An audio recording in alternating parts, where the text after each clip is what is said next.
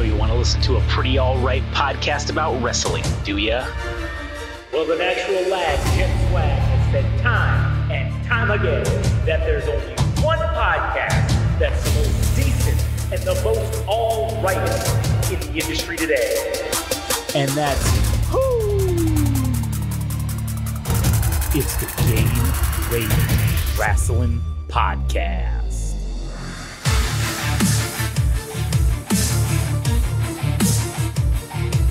Yep, you heard it correctly, ladies and gentlemen, and they, thems, or whatever you want to identify as, trees, dogs, cats, whatever, doesn't matter to us, as long as you're not a fucking furry. Anyways. Apache helicopter. Oh, Apache attack helicopters, we're down. We don't give a fuck here at Game Rage Wrestling. But yes, you heard it right. It's Game Rage Wrestling Podcast. My name's Josh. I'm here today with Adam. Howdy. And we're going to talk about the old WCW Vice documentary in a minute here, the episode number 2.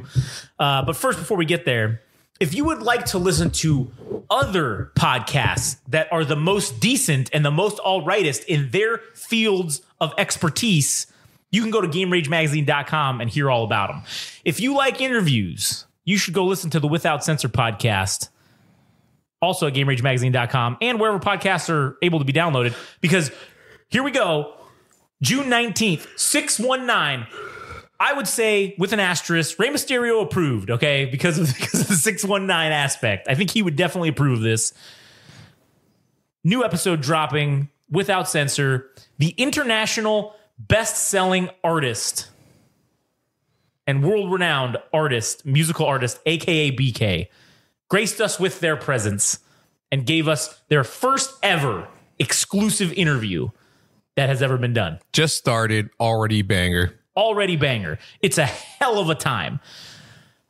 You guys should go check it out at GameRageMagazine.com or wherever podcasts are sold. Without Censor Podcast. Anyways, if you want to follow us on social media, at Game Rage Magazine on Instagram and TikTok, at Game Rage Mag on Twitter/X. Adam is at All Gas No Trash Official, which incidentally is also the music podcast that we do, All Gas No Trash. And you can find all the latest and greatest in music news and hear us talk shit about people that people aren't willing to talk shit about as well. So now that we got that out of the way, the cheap heat, cheap pops, if you will, I guess, or the cheap plug, let's talk about this fucking episode number 2 of WCW, or what is it called? Is WCW, Who Killed WCW, right? Yeah, what the title of part 2 was, I'm not really sure.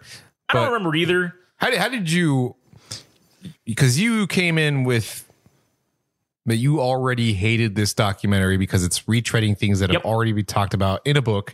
And has that opinion changed, or how has that opinion changed or stayed the same with part 2? No, my opinion is still the same with regard to the entirety of the show itself. It's still very unnecessary. I don't think that, and kind of what I think I alluded to this before about WWE does one thing really great, 2 things really great that no one can touch, and that's video packages and like documentary wrestling style documentaries, right? No one can do better than that. And these events have already been covered ad nauseum. Hell, this episode was basically Goldberg the episode, for lack of a better term. And guess what? The WWE already put out 15 years ago a Goldberg fucking documentary about the streak, about everything. They compiled all the great matches from it. They compiled all the people talking about it. Hell, I think they did 2 or 3 separate DVDs about it just because they wanted to make more money. So this shit has been done ad fucking nauseum to the mth degree, or whatever the phrase may be. So the 0th degree. To the 0th degree. Yeah. While I don't appreciate that they're doing this again, I don't think it's necessary. It is nice to see that people, the one good positive it is bringing is for the fucking lazies, for the fucking newcomer fans to wrestling that have only come around in the last maybe 10 years or so, that didn't get to experience all of these documentaries and see these things. That's the only value I see in this as a documentary, is it lets people kind of see it. The Normans. Yeah, the Normans, basically. It lets them come to their own conclusions, I guess. It puts the information out there. But one of the things that I thought was really interesting about this part was what this, they've been talking to some ex-Turner executives, in this whole thing, which again, these things they have said were in that book that the dude he's on there, I forget the fuck his name. Nate Evans or something. Nate Evans or something. Yeah. He wrote that book, and he talked to a lot of people at Turner, which is how he got a lot of the inside information, which his book, according to Bischoff, is one of the greatest books because it really explains what none of the other people fucking knew about, which was the business side of it, the Turner side of it. And so one of the things that they talked about was how WCW had these killer fucking numbers. They were doing so good in this 18 to 45 demographic or whatever, right? They were just killing it. And basically, Monday Nitro was the greatest show that they had ever had, the greatest property that Turner ever put on any of its channels. It made so much money. And it allowed them, when that was good, because the advertising dollars weren't that great, is why the advertising or why the executives wanted to get rid of it. Because a lot of advertisers weren't willing to advertise and pay the money because it was family friendly, right? I just want to cut you off and just correct myself and say it was. You're talking about the book called Nitro, right? The Rise and Fall. Yeah, I think that's what it was. The incredible rise and fall and inevitable collapse of Ted Turner's WCW. It's written by Guy Evans. Guy Evans, that was his name. That's right. There you go. Yeah. So sorry, Guy, we fucked your name up. But anyways, giving him the props with the corrections. So that's one of the things that was very interesting about the whole situation, is that they wanted to kill it, right? And so Bischoff was essentially working against the people that were his bosses, the people that were ahead of him. And the only reason WCW was allowed to exist was because Ted Turner loved wrestling and he believed in it, right? So with all that going against them, WCW was still making money hand over fist. Merchandise, pay-per-views, they were killing it. They were making more money than anything Turner ever had.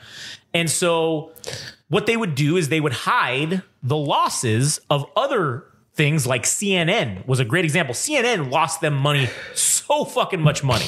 But they were able to cover that up by taking some of Bischoff's budget, because he was making so much money, and shift those profits over to CNN, or shift it over to another profit or another losing entity. So one of the things that I really thought contributed heavily to the downfall of WCW, and Kevin Nash was read about this, was why the fuck you want to put another 2-hour show on?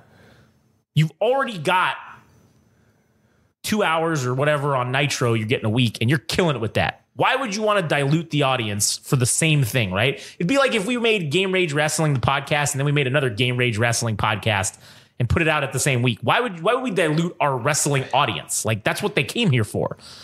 We shouldn't dilute it and spread it out, because that's what ended up happening to them. They ended up diluting the audience, and both shows have basically suffered because of it. With the execs wanting to cut the budgets and all this shit, right? And gut his budget. Yeah, he's working against the man. And again, this episode was Goldberg the episode. They were talking about the streak. They were talking about Goldberg coming in. One of the things that Bischoff, though, before we get into that was talking about was how he was always being questioned about why he was giving pay-per-view quality matches on free TV.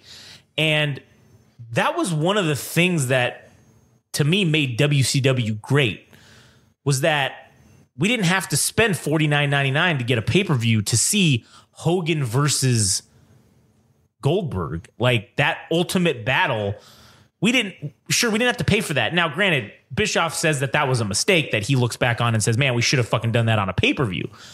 And yeah, maybe rightfully so, but it probably wouldn't have made a difference to the executives either way. But what it did was it got loyalty from the audience. That was one of the reasons why I continued being a loyal WCW watcher, even through the bad times in the end when WWF was doing better. Hell, WWF picked up on this trend and started doing it. They had Mankind win the title versus fucking The Rock on Monday Night Raw, and had what's known as the pop heard around the world, the largest pop in the history of the sport, with Stone Cold coming out and fucking hitting a chair. DX and the Corporation are fighting on the outside, and Stone Cold comes out and fucking smashes The Rock. Mankind gets the win. Everybody fucking loved that. That was like the turning point. It's always looked back on as the turning point when WCW started to fuck up, right? And so that was one of the things that was great about WCW.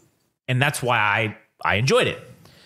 I don't think it was fair to shit on them for that, because, again, that was something that we as fans got to get that we wouldn't have otherwise gotten to see for free.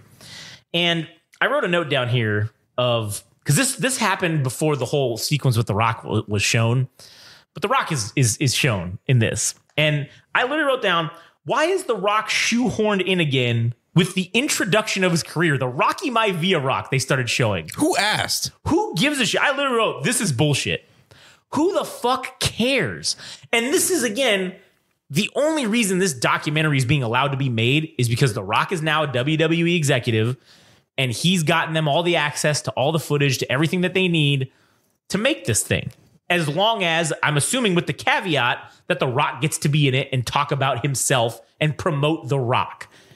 This is Who Killed WCW / The Rock's documentary, like The Rock documentary. That's what it is. That's really what, and that's what kind of what pisses me off about it is, fuck Rock. If you want to make a documentary about yourself, just fucking do it. You don't need to shoehorn it into some other shit. And it cheapens both things, because I think The Rock does have a legitimate point in wanting to talk about his career and everything that he's contributed to wrestling, because he has a lot to say about it. But it literally has nothing to do with WCW at all. It's got nothing to do with it. Other than to have another perspective from the other company. Maybe. But who gives a shit? But I don't think we need that. I don't think this documentary needs that. I don't think it needs to hear the WWF side. It needs to hear the WCW side, because it's not who got WWF to be successful. No, it's who killed WCW. I don't think we need to hear anything. Yeah, if anybody should have more screen time, it probably should be Eric Bischoff and the cohorts that led to the downfall of the fucking company. Yeah, and one of the things that they talk about with the Goldberg thing was Goldberg wins. Goldberg was like this undefeated monster, right? And like Bret Hart said it best. He was basically an untrained fucking NFL player that drew real well for wrestling. And that's accurate. I mean, Goldberg was not the best wrestler. He wasn't the best talker on the mic, but he didn't need to be, because his character was, he comes out, he kills you in 30 to 90 seconds, and then he moves on. Doesn't say a word, doesn't say shit. That was what drew people that character. Unassuming, black tights, black boots. Kevin Sullivan giving him the black tights and the black boots was genius. You make him the most generic, undescripting. He doesn't need all this flashy shit. He's a monster. You don't need to fucking put all this boas and fucking capes and all this shit on him. Brock Lesnar before Brock Lesnar. Right. Goldberg was the blueprint for Brock Lesnar. Just a straight killer, a straight monster that you could believe could kill people in the ring. And having him go up and have this meteoric rise, 100 and fuck whatever the number was, and maybe it was 200 and something and was when he finally got beat by Nash for the belt. But when you had him going up against Hogan and he's like 115 and 0 or whatever it was, he's the United States champion, undefeated. He goes up against Hogan. Hogan literally was like, yeah, man. Yeah, brother. It's time. Like, I need to put him over. And hey, brother, this works for me, brother. I need to put him over in Atlanta, his hometown where everybody loves him. And like they said, they sold out the Georgia Dome or whatever. 44,000 seats. They sold that shit out in under a minute so that people could watch Goldberg and Hogan wrestle for the title on cable on Monday Nitro. And goddamn if it wasn't a sight to behold. As they were playing this, I got goosebumps and chills watching this again. This was the Rock versus Hogan moment that we got at WrestleMania 18. This was the progenitor of that. This was the genesis of why that was a moment. Was because you had this literal unstoppable force meeting the immovable object. It's Hogan and Andre. And Jesus Christ, I hate to say it, but literally every moment almost that has happened in, Hulk Hogan has been in that moment. He's been one half of that moment. And people want to shit on him all they want. Talk about how he got this good deal at WCW. Talk about how he's a shithead. Talk about whatever you want to say about Hogan. But you can't deny the fact that the man is greatness. The man has been in every major cornerstone match in wrestling history. If there's one guy that you have to put on a Mount Rushmore of wrestling, it's Hogan without a doubt. Bar none. Hogan is on there. There's no other. The other three are debatable. Hulk Hogan's not debatable. That guy is on the Mount Rushmore of wrestling 100%. without a doubt. And if you don't have Hogan on there, you're wrong, or you're ignorant, or you just don't fucking know about wrestling. Because Andre Hogan, a pivotal, the body slam. No one had ever picked up Andre before and body slammed him prior to that. In 1987 or 88, whenever WrestleMania 3 was, that was the genesis of all this. Body slamming him down, winning the belt. Not to mention the stare down. The stare down. The immovable force meets the unstoppable force meets the immovable object, right? And then literally 10 fucking years later, you get the same moment, Hogan versus Goldberg. Goldberg comes out on top. A great moment to have to see Goldberg holding both the big gold belt and the WCW US title, being triumphant over Hogan, which Hogan had been running roughshod over everybody in WCW as this major heel. And now finally someone who's the good guy wins, right? And Kevin Nash says it best. Everybody knows that the money isn't in the victory. The money is in the chase for the babyface. Once the babyface gets it, you have to take it off of him fairly quickly, or at least when the heat starts to die down. Because yes, Goldberg, had some good heat for a couple of months being the champ or whatever, but then obviously it was time to take it away, because then that heat starts failing, because it gets boring. It gets boring seeing this guy now be the champion. Now he's the man. It's this weird paradoxical thing in fucking professional wrestling. And I don't know if it takes place in any other form of media, but in wrestling, that's kind of how it works. All the money is made in the chase of the babyface trying to win the belt, trying to beat the bad guy. And once he does that, it could take him 18 months to do that, right? And it just draws so much money getting there. But once he gets it, it only lasts for a couple of months, and then people start getting bored of it. People start getting like, this is the same old shit, boring. Same bullshit. Old shit. Yeah. Same old shit. So as Kevin Nash says, the belt needed to come off of Goldberg. And so say what you want about Nash booking himself in to be that role, but if you look at the whole of the WCW roster, who else is believable to defeat Goldberg? They didn't really have anyone else believable. Hell, you just made Hogan look like a geriatric fuck in the ring by beating the shit out of him. Basically put him in an old folks home because of this, right? You know, in kayfabe. Well, I mean, at least he could still walk. I mean, the way that Bret Hart painted him later in the documentary, he basically says that Goldberg is the death of his career. Yes, and objectively, that is true. Now, we weren't there. We don't know. There's two different stories going on here. Bret Hart saying there was no kick talked about. Goldberg saying that there was this kick that was talked about ad nauseum, right? He tells him, watch out for the kick. And then, maybe Goldberg shouldn't have tried to fucking kick his head off, literally, because that's not what you do. Shawn Michaels, the progenitor of the super kick, right? Making that a finishing maneuver, the sweet chin music, if you will. He fucking sweet chin music Bret Hart 100 fucking times when they were in the WWF together. Never once did he give him a concussion. Never once did he fucking knock him out. Because the super kick doesn't need to look, it just needs to look like it hurts. It doesn't need to actually hurt. And that's one thing that I think Goldberg, admittedly, as he says, maybe didn't really understand. That he wanted it to look as real as possible. So when he's tackling you, he's really fucking tackling you. Which, that's not how wrestling is. It's fucking fake. And Nash, again, says it. Hey, bud, did anybody ever tell this guy that this is pretend? Like, this isn't fucking real. Like, we're just making it look like it is. Goldberg was like a mark that believed it was real and pretended it and actually did it like it was real. Yeah, that was the part that was like, holy shit, dude. Watch him actually injure people was man. That's what you deal with when you bring somebody like that to not refine them in the early stages and say, this is how it actually works, so we don't have people die in the ring. Yeah. Or get major injuries and be not able to work and wrestle, right? Because imagine if Kevin Nash and Goldberg swap places and threw Rey Mysterio, he'd actually kill him, dude. Yeah. Oh, yeah. Yeah. If he would have thrown him into the side, if Kevin Nash would have actually thrown him as hard as he could into the fucking thing, he'd be dead. Dude, he'd be the Alec Baldwin of fucking WCW. I didn't know. Yeah. I didn't know this gun was loaded. So I didn't know this would kill him. Yeah, exactly. So that is a failure on the system's part, because the system of WCW should have made sure that this guy knew what the fuck he was doing before they put him out there.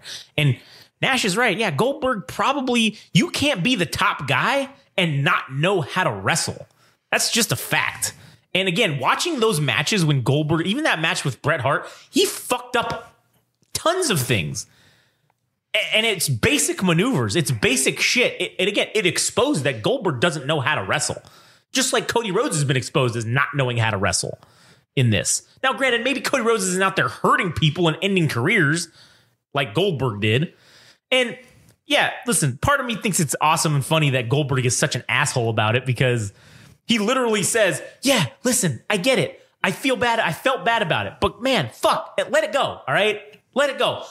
If you ended my career of essentially, if I was considered arguably one of the greatest technical wrestlers of that era, and maybe even of all time, and you ended their career because you fucking wanted to literally kick his head off because you needed it to make it real, man, you should feel bad about that forever. You should never not feel bad about that. Like, there should not be a time when you say, I'm over it. No, you always need to feel bad about it. And you really need to give Bret Hart some fucking money. All right. Because, you ruined his fucking career over this. And sure, maybe it can be boiled down to Vince McMahon screwing Bret Hart, and that's the thing that led to this unfortunate turn of events. And yeah, Bret Hart doesn't ever take a second to not shit on WCW or even Vince McMahon. He'll shit on everybody. But he's bitter. I get it. He's pissed off that the system failed him. The system of a professional wrestling organization that was just supposed to be that, professional, right? Failed him. They fucking put him in position to essentially have his career ended. And to tell a guy literally before you walk out there, hey, don't hurt me, and then he ends up hurting you, that says a lot, you know? Yeah, it rhymes with CM Punk. Oh, and Ryback.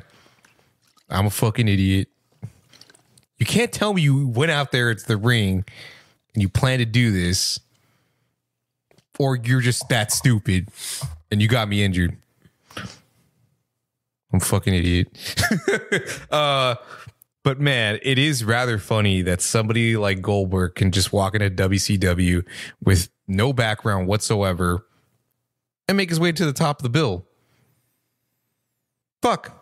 Yeah, it's a very unique thing about professional wrestling. That's all it takes. It's all it takes. Sometimes you just got to have the look. You don't even have to be good at wrestling, talking. You don't have to be good at anything related to wrestling whatsoever. But if you've got a look, they'll figure it out. That's what kayfabe's about. It's about making it fucking look good and making it work. Damn, it's so weird, dude. Because if there's 3 elements to building an actual wrestler, right? Yeah.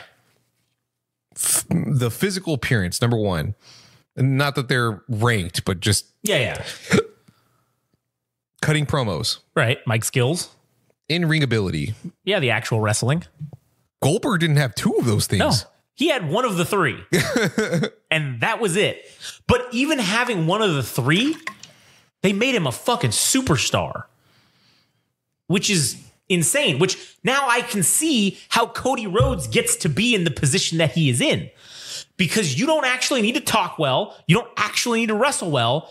If you've got a look or some kind of an attitude that they can turn into something, you'll be a star. You don't need to do this well to be a star.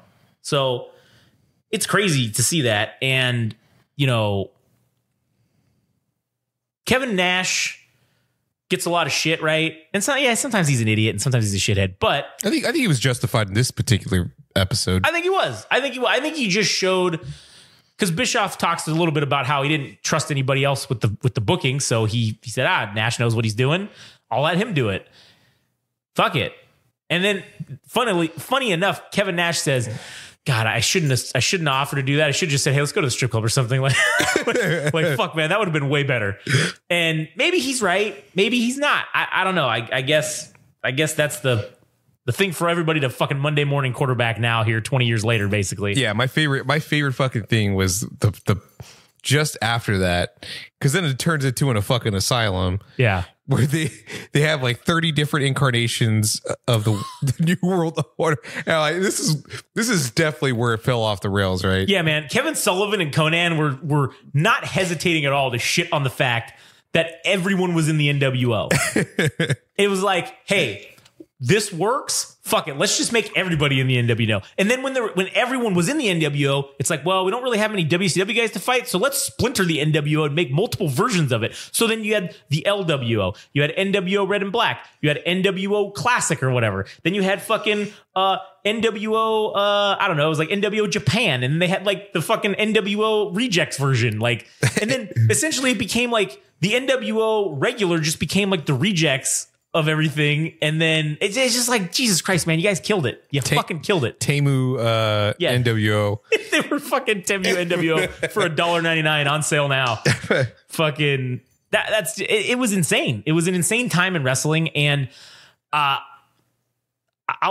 get to that in a second. But one of the things I wanted to bring up too was essentially it came down to basically it was just a numbers game. And the network fucked WCW out of the numbers game. They fucked them in the budget. And once they demanded more product of them, which was going to cost more money that they didn't have because WCW was just getting fucked and their budget was just being taken from them and given to other things that were losing money. And there was Thunder. Well, that's like Bischoff had said, that Thunder set, man, we threw that shit together and but it cost money, but we didn't have enough money to do it. And then he said, now we're going to do a live broadcast on Monday night. And then 48 hours later, you want us to book another 2-hour live show? Fuck, man. It's literally impossible. And again, both shows suffered because of it. And there is such a thing as too much of a good thing. And they referred to it as audience fatigue, which that's what ended up happening. And I think that's kind of what happened over the last 15 years with WWE. It's kind of what's happening now with all these multitudes of shows. Christ, I don't think AEW needed to have another second show every week. I don't think they needed to do that. I think they should have just kept their roster smaller and stuck with the 2-hour show on fucking Mondays or whatever the fuck they do it. They should have just done that, or Wednesdays, whatever the fuck night they do it. I don't think they should be popping off more shows like this. I think it's diluting their product. Their already shitty product that's out there. Remind me to talk about the rumor real quick about Vince McMahon after the rumor. Yeah, there's a rumor going around. I just want to finish this WCW shit real quick, and then we can talk about the rumor of Vince McMahon, because I find it quite interesting, and I think there's something to be said about it. But then Bischoff does end the show basically with the story where he's talking about him getting investigated by WCW without him knowing it, and he said they call him into the fucking office one day. And they say, Eric, why don't you come down to the office? We need to talk. And he's like, okay. He comes down, he talks, and they're like, hey, we just want to let you know that, we did this internal investigation on you that because people were saying that you were stealing money or there was some sort of misappropriation of funds somehow and that you were benefiting from this. So we just want to let you know, we already did the investigation. It's already complete and we found no wrongdoing on your part. And Bischoff was like, man, fuck you guys. Fuck you. He said that was when it ended for him. That was when it was over. And he said, I should have quit then. I should have walked out. I should have said, go fuck yourself. You don't even have, I've given you so much and you don't even have the loyalty to tell people to fuck off. You did a whole internal investigation thinking that I'm a bad guy. Go fuck I've never done anything once to give you the impression that I'm doing fucking this company wrong. And he was like, fuck you guys. And that was when it was over for him, essentially in his own mind. And he said he should have quit. But then he went on to say when he actually did get fired and they brought him in and they just said, basically, Eric, you need to go home. And he's like, I can't go home. He's like, I got this pay-per-view on Sunday. And they're like, not anymore, you don't. And he was just like, oh, I get it now. And so he gets in his plane and he flies up to fucking Cody, Wyoming, where he now resides, and he goes fishing. And he says, man, it was over. It was done. I was out. And it was such a relief. He says, yeah, I was sad, but he was like, it was more of a relief than anything that now I don't have to deal with this horse shit anymore. And they lead into basically teasing next episode where we're going to really dive into the Russo era, which I can't wait for, because everybody loves to shit on Vince Russo. And listen, I don't think it was Vince Russo's fault entirely that WCW died. Yes, he tried to push the envelope. Sure. Did he maybe lie about his fucking credentials previously? Yeah, but that's how he got the job of he was basically the editor of WWF magazine prior to coming to WCW. He Nick Pagan'd his way to the top. Yeah, basically he fucking scammed his way into and basically said he came up with the whole fucking attitude era for WWF. And then WCW was like, cool, now that we fired Bischoff, well, let's bring this guy in who is looking for a job. wants to make more money. And yeah, sure, there were some things Russo did. Well, I'm sure we'll talk about it on the next episode that we get into with this. But I would be very interested to see what they allow Russo to say. This is probably going to be the best part of. I think it is. I think it's going to be a shit show. Yeah. It's going to be the best part of the 4-part series.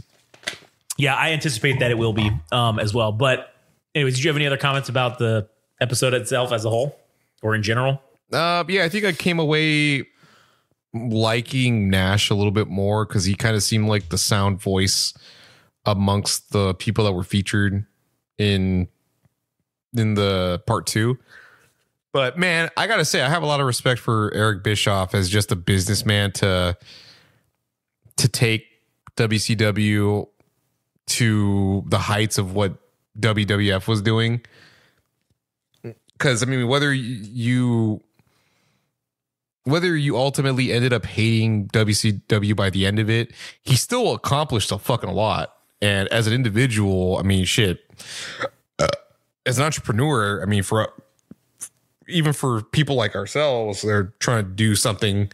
Well, not exactly the same, but I mean, shit, man, I'm going to take some of the things that he applied and see how we can incorporate that for literally anything we do. Cause there are definitely lessons to be learned in this. Oh yeah, absolutely. And I mean, he went up against a competitor that had a 10+ year head start on him.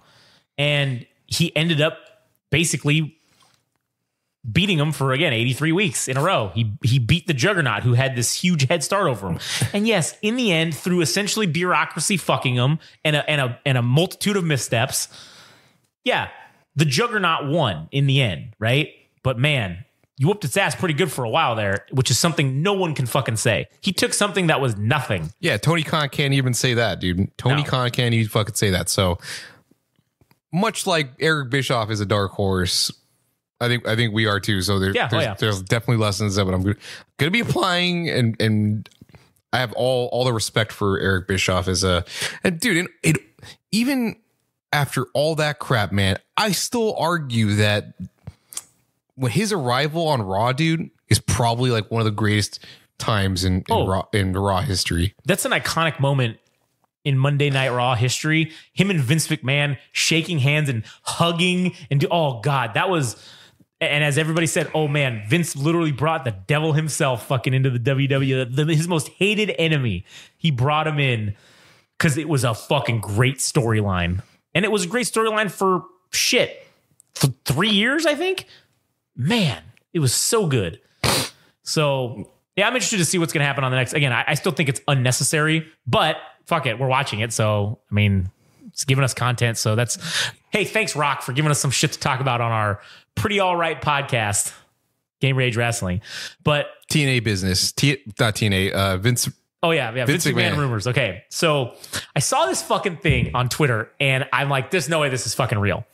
It was Vince McMahon, mustachioed Vince McMahon, in a thing that said Vince McMahon is all elite, and I was like, that's not real. And there was a headline that said Vince McMahon buys AEW, and I said that's not real.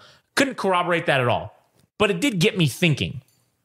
Now, I know we've kind of talked about this a little bit, but I want to get a little deeper into it.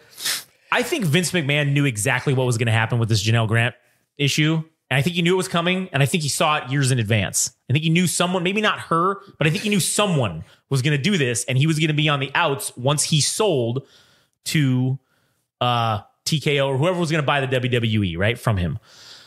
So he sets it up so that WWE now has a finite amount of time on public television, on a television network.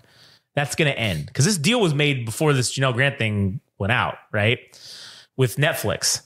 So we have Monday Night Raw going to be essentially off of the air starting in January of 2025. SmackDown's going to be presumably off the air as well around that time. And it's going to be likely on Netflix or, well, I don't know where SmackDown's going to be. I don't think they made a deal with that yet, but SmackDown's going to be on some streaming service of some kind. Who knows what the fuck it's going to be? Probably Netflix, maybe not. I don't know. But it's irrelevant because if Vince McMahon, now, again, billionaire Vince McMahon, who has all this money, once this deal is done and this Janelle Grant business is settled, because trust me, it's a civil lawsuit, there will be a settlement, whether she accepts it or whether the court gives it to her. Money will be paid, and this will just basically go away because it's not criminal. So there's no criminal aspect of wrongdoing here that's being accused, because again, I don't think there was enough evidence to prove that he did something criminally negligent or criminally liable. But yes, maybe civilly there is some manner to her case. So once it's all said and done, which it will probably be coming soon here, that's going to be all said and done, right in time for the WWE to be off of public television or cable television. USA is going to have a very large hole to fill. They've done business with Vince McMahon for the last 30 plus years by having Monday Night Raw. It's done very well for them. Yeah, there were some times where it was on TNN or whatever and they moved networks, but hell, it always came back to USA. So now USA is going to say, shit, man, we're going to miss this. We're going to miss this money that we're making off of wrestling. So I think Vince McMahon, with his billions of dollars, is either going to do one of two things. I don't think it would be smart to buy AEW because that's already a sinking ship, and I don't think anybody can fix that. I think it's better just to start from nothing. But buy AEW, maybe TNA, who knows, something else. Maybe I think it would be interesting for him to start his own fucking thing, which supposedly he's been securing copyrights and trademarks to things, and nobody seems to be able to say what those are, but they appear to be potentially wrestling related. So if he starts his own new wrestling corporation, there's a gap now on television for there to be no wrestling. What a great move it would be to make a deal with USA Network to be the licensee of this new wrestling company that Vince McMahon, who, as we all know, is the greatest wrestling mind of all time by any standard. What if he fucking goes on and makes this deal happen, right?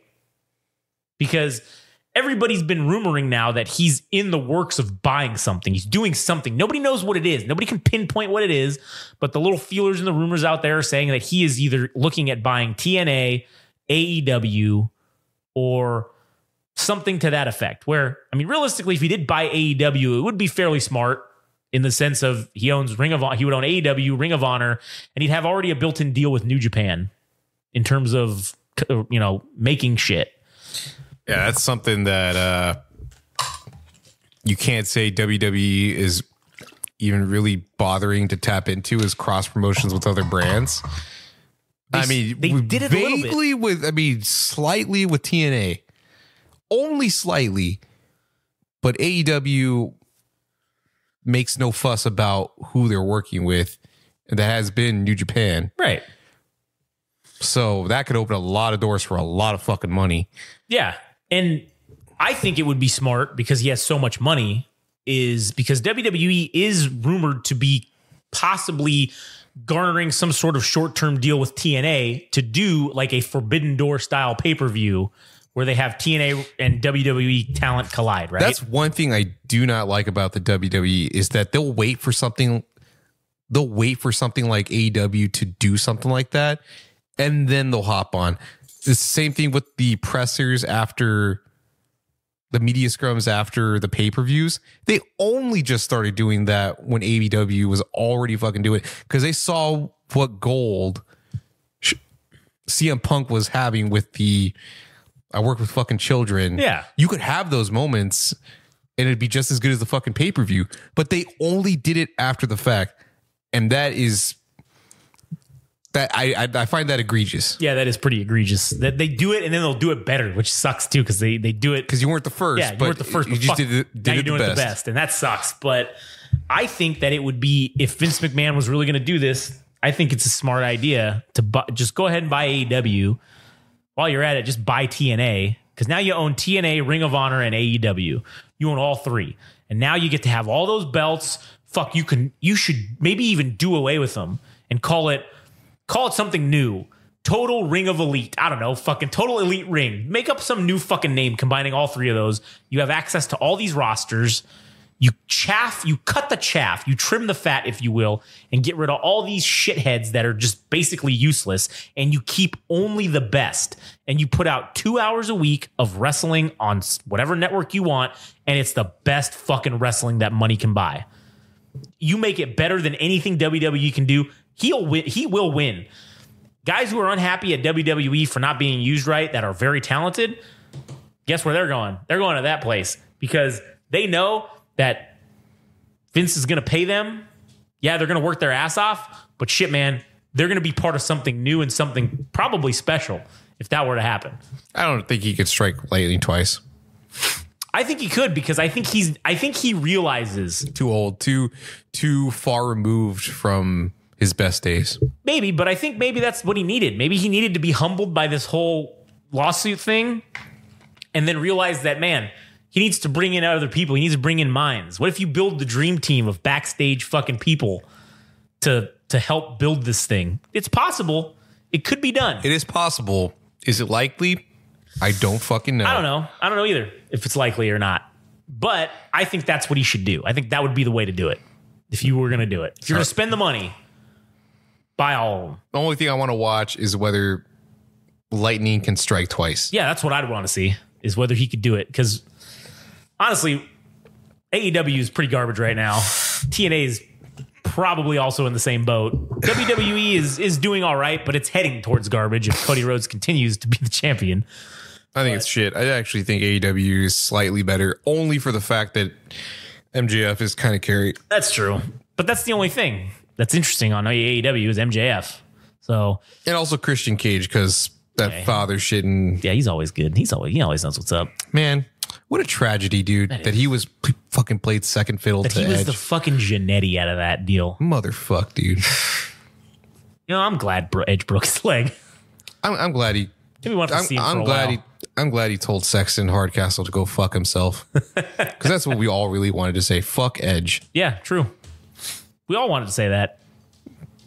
So, anyways, you got anything else? No, I think that was a pretty straightforward episode. And shit, man, it'd be nice if, well, I'm not going to say the thing because I don't know if we're actually going to do it or not. But stay tuned. Maybe we might. Yeah. Stay tuned. There might be a follow-up episode right after this. So we'll see.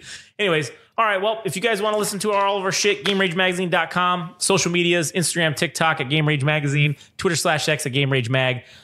All gas, no trash official for all your latest and the greatest in musical musings and news by Adam. And that's pretty much it. So thank you guys for listening. We'll catch you on the next one.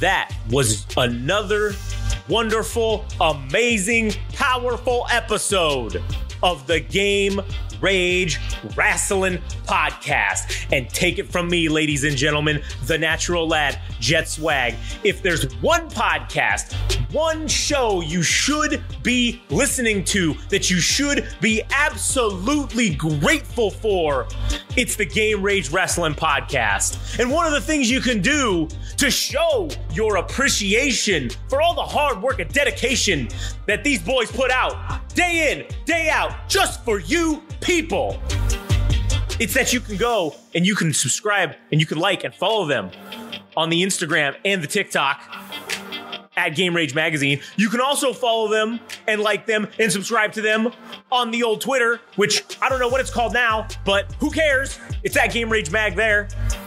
Additionally, if you feel the need to really show your appreciation, which you should, then go to their website at www.GameRageMagazine.com and show us some love. Show them some love. And show some love for the natural lad, Jet Swag.